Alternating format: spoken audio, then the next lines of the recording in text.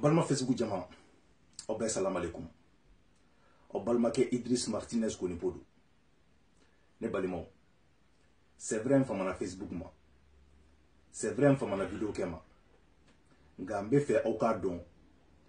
Kuma dabla. Seulement. Mbe kan sigi ka vidéo ke de jatemine. Vous savez, ne Idriss be doni ko ina kuma mna. Ndona la ni détermination ni. Ndona la ko ka kunafoni sanima, kunafoni kenema ko nyini ko di malien deuma. Mais nana mundi sisan. Video man tiara.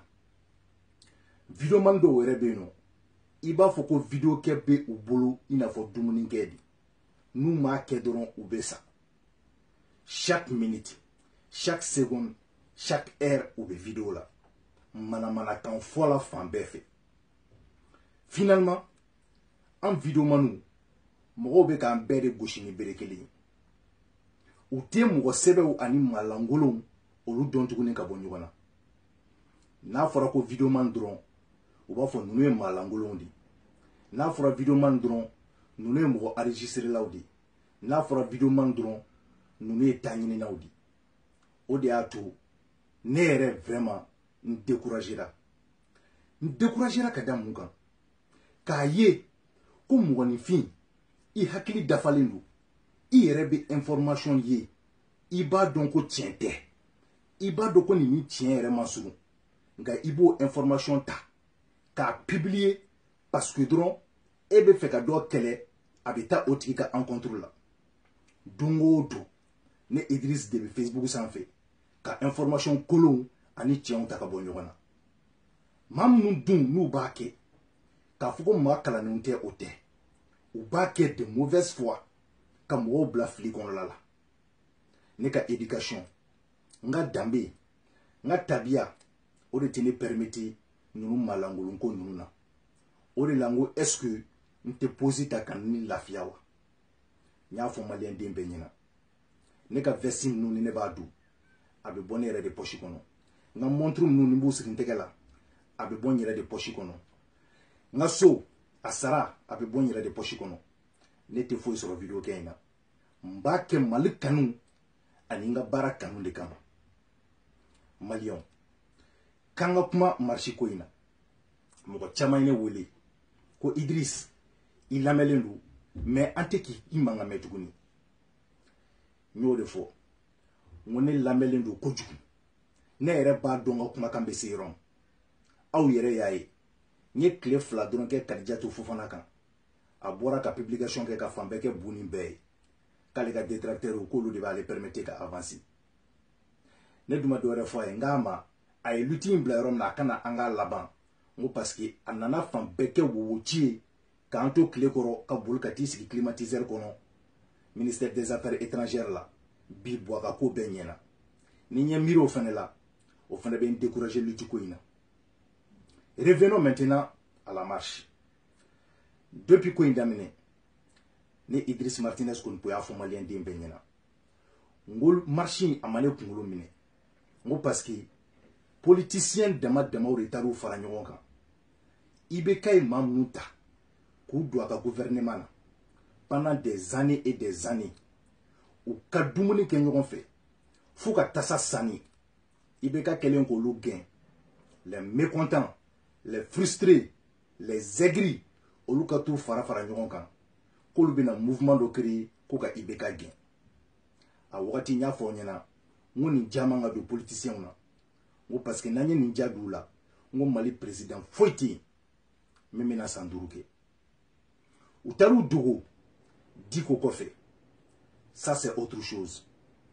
Mais oluka lanyini, oni diko ka lanyini, o fanake lanyini parce que akele onyi.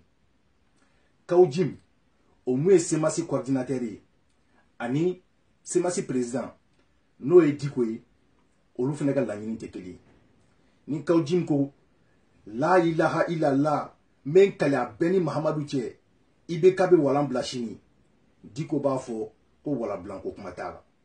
Donc on voyait un mouvement vraiment désorganisé. Nous ou wolela ibe ka fait. Kuka tu sigi ka kuma u y'u ban parce que o y'a sɔrɔ force bɛ yen o y'a sɔrɔ jama bɛ yen u ko k'u tɛ taa ne yɛrɛ bɔra ka video kɛ n ko ye ko ɲɛnama ye n ko parce que n'i y'a mɛn an k'an sigi ka kuma o kɔrɔ de an k'an sigi ka bɛn mais maliyɛnw u ye sortie laban min kɛ jamanaden bɛɛ k'u sigilen don a kan k'o don kɔni ko IBK bɛ fanga bila manifestation bannen an y'a ye manifestant dɔw y'a jira k'olu ma content ko parce que u b'u labɔ k'u ladon ko donc ko IBK ma fanga bila ko dɔɔni de dilen don organisateur ninnu ma ça c'était inévitable n y'o fana fɔ aw ɲɛna n ko pour que ka se ka lutte mener n'i siranna kaso ɲɛ lutte tɛ se ka taa yɔrɔ si an b'a inspiré Nelson Mandela minnu na ale ye 27 ans de prison de kɛ a bɔra a kɛra président la plupart des leaders u bɛɛ ye kaso kɛ ka sɔrɔ ka na fanga la mais nous on a des leaders mun ninnu ko olu bɛ na ka wowo ci nka n'a sera kaso la taga yɔrɔ ma olu tɛ taa yen nɔ o tɛ se ka ɲɛ lutte kɔnɔla la ni lutte c'était déjà morné parce que lutte mun n'a bɛ leader bɛɛ kunkolo la k'an ka taga de ko IBK ka lettre de démission signé ka fanga bila o ka k'a bannen an bɛ san 300 kɛ tan IBK tɛna signé Sissoko Cheikh Oumar Sissoko ale ko anw ma yan k'u bɛna désobéissance civile kɛ n y'o de fɔ aw ɲɛna désobéissance civile mɔgɔ dɔ de bɛ se ka initiative ta nin marche kɛyɔrɔ in na k'a fɔ bon sini ou bien bi an ka nin ko kɛ nka o mɔgɔ fana tɛ olu la pression bɛ di ko kan CEDEAO mɔgɔw ONU mɔgɔw u bɛɛ kɛlen don ka Diko wele mun bɛ ka fɔ Diko ye aw tɛ o dɔn wa n y'o fɔ aw ɲɛna fɛnɛ n ko ni nin ko in dégénéré la a tɛ pan Diko kunna parce que mouvement in bɛɛ ɲɛ jɔlen don Diko de la bɛɛ bɛ ka Diko de ka mot d'ordre kɔnɔ ni Diko ko adamadenw ma ko ka taa IBK siri sɛbɛnni kɔrɔ ou bien ka taa IBK siri kuluba su o su mana bɔ a la blessé o blessé mana bɔ a la o ye Diko ka blessé ye o ye Diko ka su ye c'est vrai Diko tɛ se ka minɛ Mali la Mali o justice tɛ yen o kasobon tɛ yen an filɛ don min na i ko bi ko Diko bɛ se ka bila mun kɔnɔ mais aw y'a dɔn k'a fɔ k'a bɛ se ka taa CPI la Diko yɛrɛ b'a dɔn fɛnɛ k'a bɛ se ka taa CPI la maliyɛnw depuis don min ne ye Kawjim ani Goyita sigilen ye Mali ORTM sanfɛ k'u bɛna ale débat la moi j'ai compris que nin mouvement ko banna nka bi aw bɛ tila ka bɔ ka neni sini tuguni aw bɛ n ka tiɲɛ segin ma fɛn fɛn de ye IBK ka tagali ko ye maliyɛnw aw bɛ se ka Kura-Rouge bolo kan parce que n y'o de fɔ aw ɲɛna n'i y'a mɛn n'an ka sigi c'est qu'il bɛ fɛ de ka na an ka bɛn ninnu ko anw ma yan k'u tɛ taa IBK ka wele lamɛn nka bi mun u y'a ye o don u ma se ka taa ni IBK ye alors que Kawjim ye i kale anw ye kitabu la k'i kale anw ye kuranɛ la k'o don ko IBK bɛ taa u yɛrɛ y'a ye ko jaki kana kolo ye wulu da k'a fɔ k'a ka magan k'u kun bolo IBK ka tagali ko bɛ cogo min k'a tɛ ten bi u bɛ ka boli négociation de nɔfɛ n'aw t'o dɔn maliyɛnw b'o fɔ aw ye a politicien kirikara fɛn fɛn filɛ nin ye aw tulo b'a la ko gouvernement d'union nationale u bɛ n'u bɛɛ ta sisan ka gouvernement dɔ former bɛɛ ka taa dɔɔni dɔɔni dun a bɛ kɛ an peuple de kɔ kan tuguni et c'est ça ma désolation Kawjim ne tɛ se k'a faamu avec toute cette haine mun tun bɛ e kan gouvernement ka ko la avec toute cette haine mun tun bɛ e kan IBK ka ko la ko e ka tila ka wuli ka t'i sigi ORTM kɔnɔ o mun ye Mali télévision ye qui appartient au président bɛɛ b'o dɔn ka taa débat kɛ o b'a yira k'i sɔnna sigikafɔ ma n'i dun sɔnna sigikafɔ ma c'est k'i sɔnna an ka bɛn ma sinon i taara ni e la min n'i kun continuera ten foyi kun tɛ taa e ni Goyita aw bila débat la mais maliyɛnw u bɛna nin débat kɛ u bɛna ɲɔgɔn yew kɛ u bɛna sigikafɔw kɛ u bɛna jamana gérer ɲɔgɔn fɛ olu de be tila ka yɛlɛn tuguni nga anw be tila ka jigin tuguni nga Diko, Imam Diko, je vous interpelle. Malien denw sigilen de ɲɛ b'i la. N'i dɛsɛra ka taa ni IBK ye, wallahi an tɛ jigi la. Mais n'an taara i ka mɔgɔw sɔrɔ gouvernement kɔnɔ, Diko an bɛ jigi la dɛ. N'an taara i ka éléments sɔrɔ gouvernement kɔnɔ, Diko an bɛ jigi la. N'i dɛsɛra, i bɛ kɛlɛ sɛmɛ, Maliens k'a fɔ au moins il a essayé, mais a ma se de. O ka fisa u k'a fɔ vraiment an tun t'a dɔn ko ja Diko fɛnɛ tun bɛ place ɲini de la. I yɛrɛ ye mun fɔ. Ma da i la, o ka fisa n dar'i la ka tila ka tigɛ i la ye. I ka kɛlɛ déjà a ye nɔ dɔ bɔ. K'a dan enseignants ka article in ko dɔrɔn ma, kɛlɛ ye nɔ dɔ bɔ. K'a dan cour constitutionnel mɔgɔw ka démission ma, kɛlɛ ye nɔ dɔ bɔ.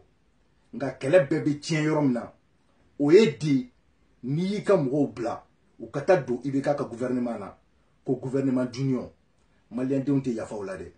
Parce que o la aw de bɛna hɛrɛ sɔrɔ, nka foyi tɛna bɔ anw ka sɛgɛn na. N ye exemple ta Cɛbilen kan yan. Cɛbilen fan bɛɛ kɛ wowo ci ye, a n'a ka wolomusonin Fatumata Fofana.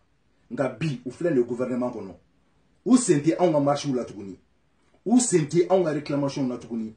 U ɲinana fantanw kɔ parce que bi olu bronzera, parce que bi olu bɛ hɛrɛ la. Mais fantanw an ka hakɛ jumɛn de falen na. Donc Diko, Kawjim, ni aw sɔnna ka taa baara kɛ IBK fɛ, ni aw sɔnna k'aw ka mɔgɔw bila ka taa IBK fɛ yen, o kɔrɔ k'aw bɛ fɛ aw ka o mɔgɔw olu de ka hɛrɛ sɔrɔ parce que an peuple a tɛna foyi yɛlɛma anw ka ko la.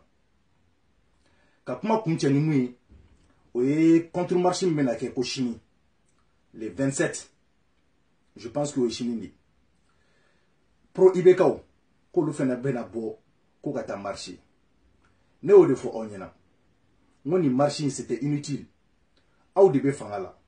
Aw bɛ mun bɔli kɛ tuguni ko aw bɛ taa aw fanga yira. Ni aw dɛsɛra ka bɔ ni ninnu ka jama ɲɔgɔn ye, o b'a yira Malien den bɛɛ la ko ninnu ye mun fɔ ko tiɲɛ yɛrɛ la peuple tɛ IBK fɛ. Mais ni aw fana nana bɔ ni jama ye min ka ca ni ninnu ta ye, logiquement u fana kan ka kɛlɛ in sɛmɛ parce que o b'a yira k'a fɔ k'olu tɛ peuple ye. Peuple fana kumana. Nka u bɛna mun de fɔ o yɔrɔ la? U bɛna fɔ de k'aw ye mɔgɔw san, aw ye wari de bɔ ka mɔgɔw mobiliser. Mais Maliens, ne bɛna o de fɔ aw ɲɛna. Master Sumi de la ka dɔnkili dɔ da ko tel président, tel peuple. Ala bɛ président di jamanadenw ma u ni mun de ka kan. N bɛna mun fɔ aw ɲɛna. U mana san o, wari de dir'u ma o, ni jama kɔni bɔra ninnu ka marche la min ka ca ka tɛmɛ Diko ninnu ka jama kan, o b'a yira k'aw kan ka IBK to yen a k'a ka fanga laban. Parce que o jamanaden ninnu n'olu sɔnna k'u kan ka san ni 200 ye, n'olu sɔnna k'u kan ka san ni 400 ye, o b'a yira k'a fɔ ko o jamanadenw yɛrɛ t'u yɛrɛ ka hakɛ dɔn, donc président b'u bolo u n'o président de ka kan. K'a fɔ k'aw bɛna marche ninnu saboter, non, moi je suis pas d'accord. K'a fɔ ouais, u bɛ ka wari de di mɔgɔw ma ka bɔ, u bɛ ka sanu de di mɔgɔw ma ka bɔ. Donc o b'a yira de o population in de u n'o yɛrɛ de ka kan. Ni wari minɛ de ka d'u ye ka taa voter IBK ye, deuxième tour ka IBK sigi, n'o m'u sɔn hakili la, ni wari minɛ de ka d'u ye ka 200, 400 k'o minɛ ka tila ka bɔ ka taa IBK ka jama caya, o b'a yira k'a fɔ k'u ma degun kosɛbɛ, o b'a yira k'a fɔ ko sɛgɛn t'u kan kosɛbɛ. Donc ni o jama bɔra min cayara ni Diko ninnu ka jama ye, donc o b'a yira k'a fɔ ko ja ko peuple fanba k'o bɛ IBK fɛ. Aw ka nin n'aw ka fɛngɛ ninnu olu tɛ ne bɔ ne ja kan. Ne ka hakilina ye mun ye n'o de fɔ ne b'o fɔ hali sɛ tɛ wuli ka bɔ a fan kan. Donc k'a fɔ Malien denw ɲɛna pour que vidéo kana janya kosɛbɛ ko ne Idriss Martinez Konipo n b'a dɔn nin mouvement in M5 c'était déjà mort né.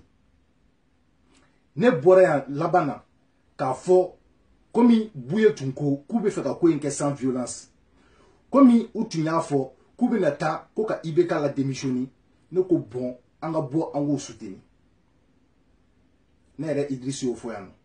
Mais n bɛ fɛ ka mun fɔ aw ɲɛna Maliens, an filɛ nin ye wagati min na i ko sisan, n bɛ ka siran fɛn kelen min ye, o ye de ninnu kana na t'u bolo de di IBK ma tuguni, Il n'a fait une première vidéo là que gouvernement d'union nationale kanyina ibeka katakali koko parce que kaujim ka présence au RTM plateau sans fait o combat en bedi tien na to kala mambo fo onyana mais o te signou be fo oyi sans flare o be so ka signou fam donc malion ninde tu membolo bi ka fo onyana o balmake Idriss Martinez ko ni bodo ko muye ibeka katakali ko ni wakati ina o be se ka courage maka parce que peuple droit de se katani ibeka nga leader te c'est pas possible pour que ibeka katabi faut jamana deun de ka wuli were ka décider ou yere ka foko bo ibeka te shi on kuna bi nous e clé fla clé saba clé naniko la ben ala che ibeka be fanga bla nga leader mana bla ko ko nyama nous yo leader wole ku sigi ka kuma o leader mana bla yoromna ko be blind sinon an bore an okmamna ka désobéissance civile ko fo awi couvre-feu kirikaraina aw ma leader kono la de aw bora ka taw ka hake nyini wa aw ka hake dira aw ma naw be ka diko de kono ko diko ka afo aw nyina ka ta ibeka nyina ma siri kuluba aw be se ka kono lige fo 2023 parce que aketote diko ba don ale te no responsabilité ta ayere afo aw nyina ko le tina se ka demse bla ku nyashin kasarama o yetien donc demse k'a fɔ aw ɲɛna n'aw bɔkun ye de ko ibeka ka fanga bila o bɛ aw yɛrɛ de bolo o tɛ nin parti politique mɔgɔw bolo o tɛ diko bolo maintenant aw bɛ se ka na aw ka manamanakan fɔ commentaire la en attendant ne bɛ taa McDo la fɔlɔ k'o dun ni n seginna ka na nɛnɛkɛla ninnu n b'olu bɛɛ bloquer ka bɔ yen nɔ aw salamu aleykum